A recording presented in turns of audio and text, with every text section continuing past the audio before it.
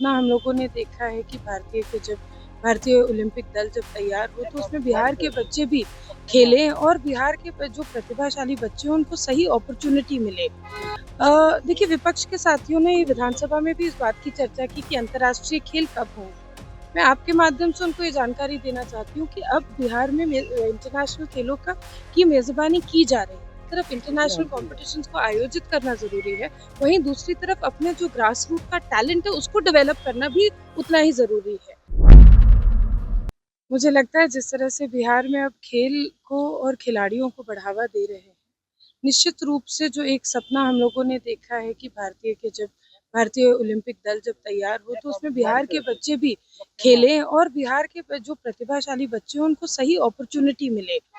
जहां एक तरफ ब्लॉक स्तरीय स्टेडियम का निर्माण कार्य चल रहा है और ये सरकार की पुरानी योजना है, वहीं हम लोगों ने प्रमंडलीय स्तर पर अब सेंटर ऑफ एक्सीलेंसेस जो बड़े-बड़े होंगे और साथ ही साथ जो नेशनल लेवल के कॉम्पिटिशन्स होस्ट कर सके, इंटरनेशनल कॉम्पिटिशन्स होस्ट कर सके, इस तरह का इंफ्रास्ट्रक्चर हो, उस पर अब ध्यान दिया जा रहा है। देखिए, विपक्ष के साथियों ने विधानसभा में भी इस बात की चर्चा की कि अंतर्राष्ट्रीय खेल कब होंगे। मैं आपके माध्यम से उनको ये जानकारी देना चाहती हूँ कि अब बिहार में इंटरनेशनल खेलों की मेजबानी की जा रही है। लगातार आप लोगों ने भी देखा किस तरह से हॉकी के मैचेस हुए, रग्बी के मैचेस हुए, सेपक टकराव जैसे खेलों के भी मैचेस हुए। आने वाले समय में और भी कुछ ऐसे कॉम्पिटिशन्स हैं जिनको बिहार में बढ़ावा दिया जाएगा।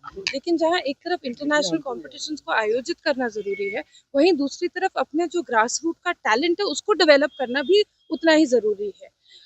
एकलव्य स्कूल की जो योजना है जिसमें 17 इयर्स एंड अंडर के बच्चों को रेजिडेंशियल स्कूल के माध्यम से सही खेल की प्रशिक्षण देना है। ये स्कीम एकलव्य स्कूल का है जिसमें से 27 एकलव्य स्कूल्स को शुरू कर दिया गया है।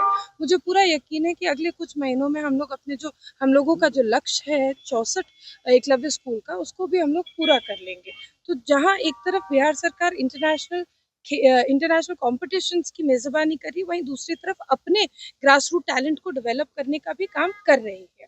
जब जिन प्रमंडलीय स्तरीय स्टेडियम्स के बारे में मैं बात कर रही थी, जब वो तैयार हो जाएंगे तो बिहार में जो एग्जिस्टिंग टैलेंट है, जो आज के खिलाड़ी हैं जो ऑलरेडी तैयारी कर रहे हैं नेशनल चैंपियनशिप्स की, इंटरनेशनल चैंपियनशिप्स की, उनको भी एक प्लेटफॉर्म मिलेगा। So slowly and gradually we are developing, but the good thing is that we are taking all aspects of sports development and then growing in the state. We are also positively looking at opening science centers, sports science centers, so that all our athletes can get nutritional, physiological, mental support. All sorts of sports science aspects are also being taken care of for those athletes who will be performing at the national level. So for the question of Mohinul Haq Stadium, we are talking about Mohinul Haq Stadium. Moinul Haq stadium के जो निर्माण कार्य जो शुरू होना था, वो प्रश्न है आपका। तो मोइनुल हक का स्टेडियम का निर्माण कार्य मुझे लगता है कि आने वाली कुछ हफ्तों में अब शुरू हो जाएगा। शिलान्यास की प्रक्रिया में उसका जो रूपरेखा है शिलान्यास का, उसको तैयार किया जा रहा है। वर्क अग्रीमेंट भी साइन हो गया है PCA के माध्यम से, उसका काम हो जाएगा। तो I am quite positive, we are also pushing at our level कि जल्द से जल्द इसको पूरा कर लिया जाए।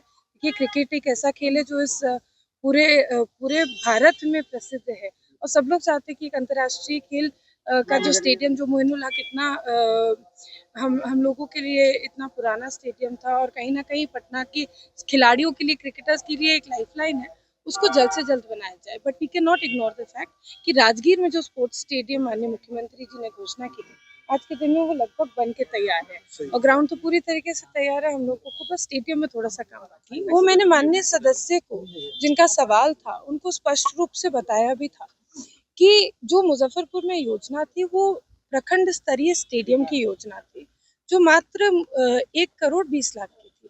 इतने बड़े ग्राउंड में जो स्टेडियम बनाने की योजना, वो 1,20,00,000 की योजना, आपने उसमें हम लोगों ने सिर्फ एडमिनिस्ट्रेटिव रूम्स बनाया और एडमिनिस्ट्रेटिव रूम्स के साथ साथ उसमें बाउंड्री वॉल का कार्य किया गया।